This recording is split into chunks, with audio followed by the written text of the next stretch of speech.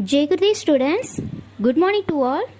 I am your science ma'am Mrs. Mangalam. Before stepping into the class, a small moral story for you. The Selfish Horse. The story features a horse who is extremely selfish and refuses to help his friend. The donkey is carrying a heavy load. Eventually, he ends up lifting the load all by himself. Moral of the story: never shy to help others. Okay, now we start the lesson 3, leaves, the food factory of plants. Second half, some unusual plants and balance in nature. In this chapter, we study about describing some unusual plants and recognizes the interdependence between plants and animals. Plants are very important for us.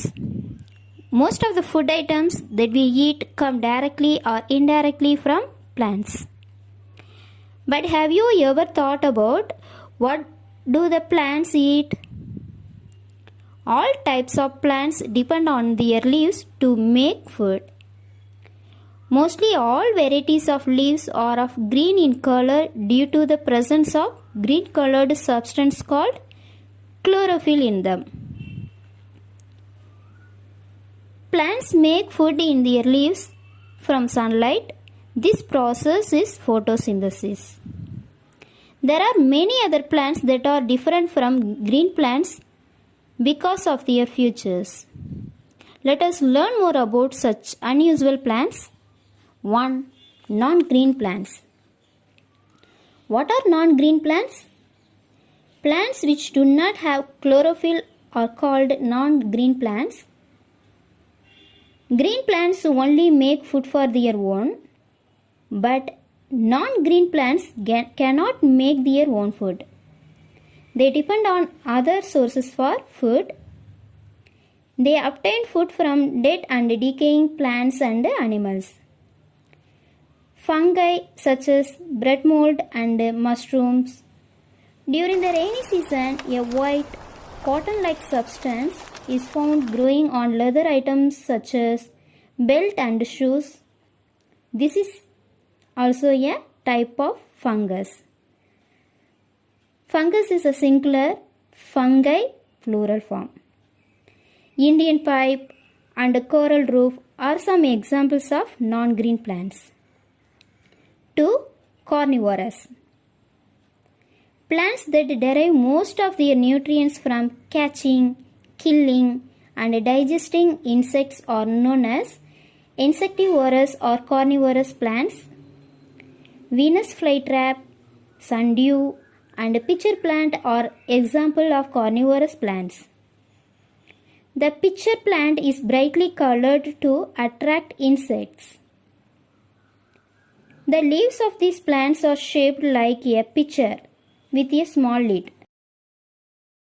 கொடை மாதிரி இருக்கும். When an insect enters in the pitcher, the lid closes.